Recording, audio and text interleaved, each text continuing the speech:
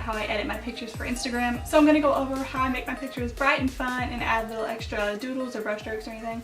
So I'm going to put my phone screen over here so you can see everything that I'm doing. So the first thing I do is open up my pictures into Snapseed, just kind of polish it up a bit. So the first thing I do is go into Tools and then Tune Image. You know, like everyone says, it depends on the picture and what the lighting already looks like, what you're going to do here. I'm going to just do maybe a bit of bright, some contrast, saturation, a bit ambiance. Now I used to slide this down back in my olden days, like my light pink theme days. But now that I'm doing a brighter theme, I love to slide that up. Yeah, that looks good. Alright. Highlights, I bring these down. Which you can see the detail on my shirt come in as I bring those down. Shadows, I might bring that up a bit, just depending on how the shadows look. The warmth, I sometimes will take that down a bit after the ambiance, and sometimes if I do saturation it becomes a bit much. So, and then after all those edits I can see that I do want to go back and add some brightness in, so there we go. Alright, so on Tools again, next I go to Details. And now this is kind of somewhere where I lose control. Like, it can honestly get really messy really quick when you're using this, but for some reason I have lately just been really into doing it, so I will throw the structure up a bit, honestly, like kind of a lot. And then, oh, not that much, okay. And then sharpening up a pretty good chunk as well. And as you can see, this just like emphasizes everything. So next I go into Curves, and when you click on Curves, I click on this little circle over here on the left bottom, and then I go over to Luminance. I kind of just do like an S-curve type of idea. So I take the high tones, I think, or just the right side of this curve, pull them up, and then I will go to the left and grab, I guess, the low tones, and I will pull them back down just to the line. Next, white balance. So for this, the ceiling looks a little green, so I'll go down to Tint. There's two options, and I'll pull that pink just a bit.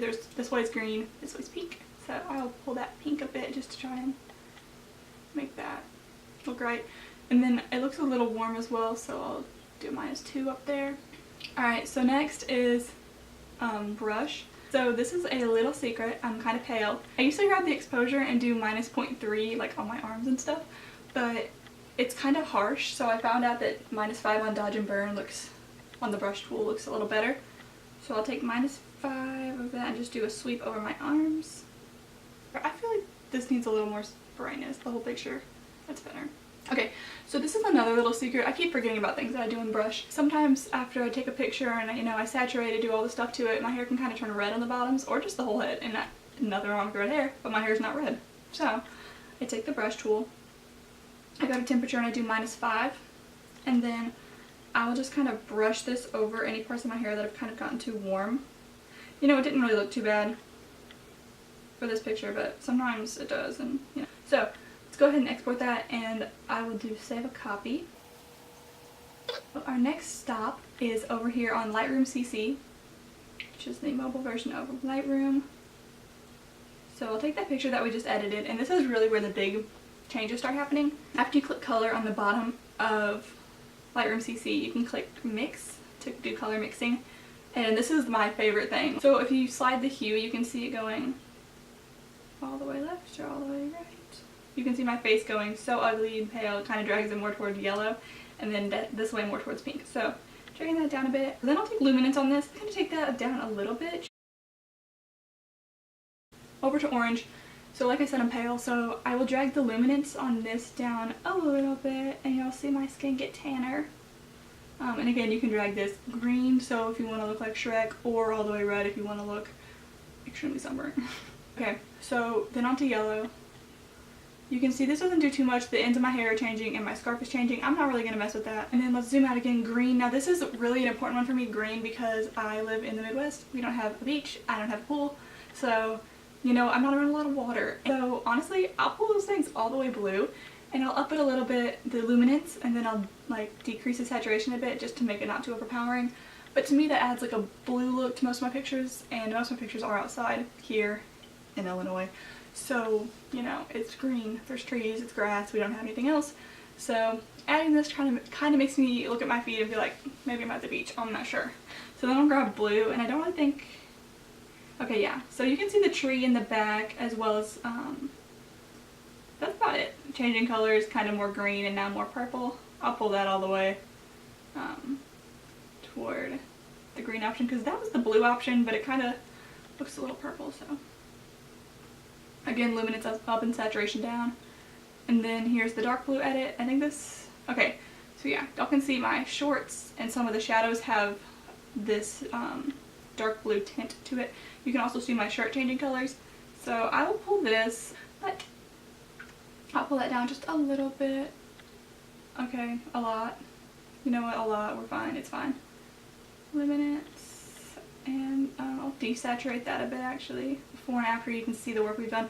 And it is, when you're doing it, it's pretty minimal, but when you look at it as a whole, it's like, that made a pretty big impact, you know? Right, so this is like a, I guess, a purpley pinky color. It's like, I'm not going to do anything to this besides add some saturation for the sake of my scarf. And then the last tool, I don't think there's even any of that in this picture, so we're just going to leave that alone. So then I'll go to Picsart. This is like, honestly, my OG app. I've been using this for a while now. Click this little plus guy, edit, grab that picture. So then, here we have an app. So you can see there's like a bunch of light behind me. The sky is annihilated. The sun was right there shining through. So I'm going to go to lens flare and scroll down a bit. And then use this guy right here on the right. And I'll kind of put that where the sun was, just to kind of emphasize that. Something that I've been using for so long on Picsart, as well as the mask tool. So I'll click on him. And you can see my recently used is Red Hot and Firestorm. Let me show y'all all of them.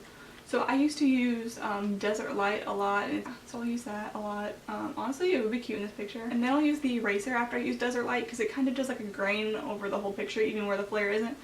So I'll erase. Okay, back to mask. I got sidetracked. What I meant to do was Red Hot, and then I will use the eraser tool to just erase it off of things I don't want it on, like my hair or my face. I'll go to hue. When you click on Red Hot, you can click on the hue, and then take that. Again, it's just like with color mixing, you know, what hue do you want? Just drag it down a bit. So I think that's pretty, what we have going on there. So let's save that.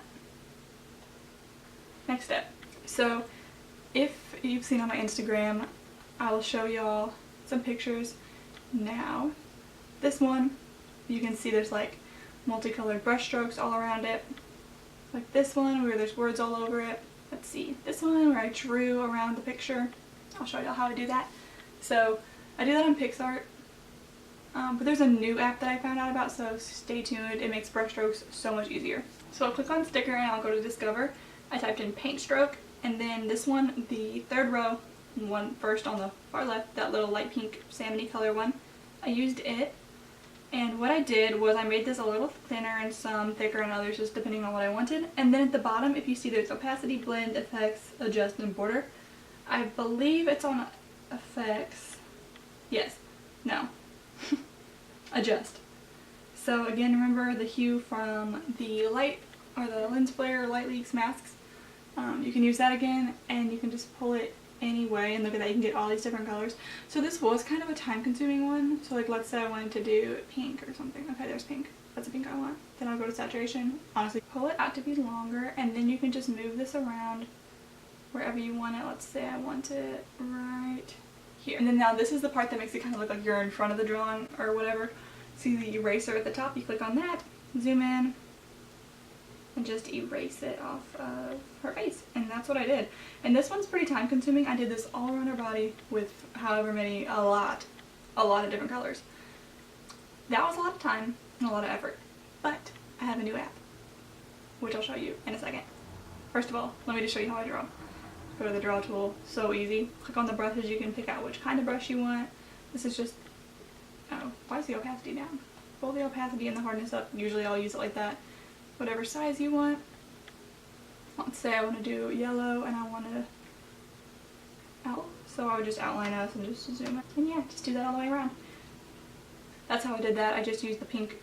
I went to draw, made it pink, wrote all the words, and then used yellow to accent it. The new app that I'm loving for drawing and brush strokes and stuff is Adobe Sketch, and I'm going to go ahead and show you how I do the paint strokes on a picture. I don't know if there's a better way to do this. I've just been clicking the tabloid or portrait size one when you get in, and then clicking the little arrow on the background layer, image layer on my iPhone, and I'll just grab that picture that we just edited, I'll just zoom it in, and if there's white that I have to crop out, I just crop it out later. You can see all these different brushes.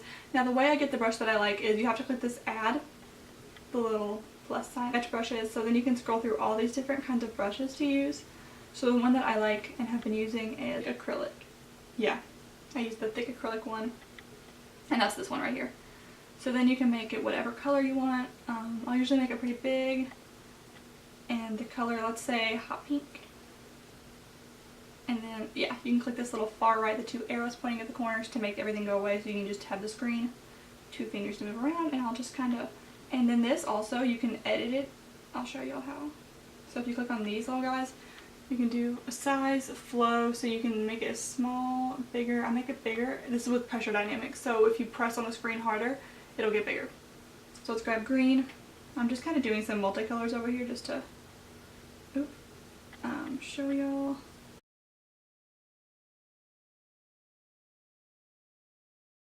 If y'all be interested in some more videos in the future about editing, I've done some other things on Instagram, like this type of thing, where my leg moves a little bit. Also done this, where the background moves. And then also this, which this is really fun because, get ready.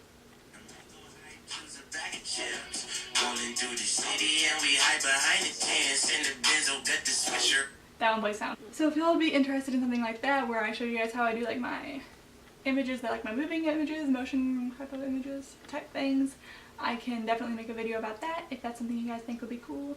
I guess give me a thumbs up and subscribe if that's what you do here on YouTube. I don't know. If you like this video and you want to see more, yeah, I'd really appreciate it. And thank you guys so much for watching, and I hope that I helped somebody out there with something. If you have any questions, let me know because I'm happy to help.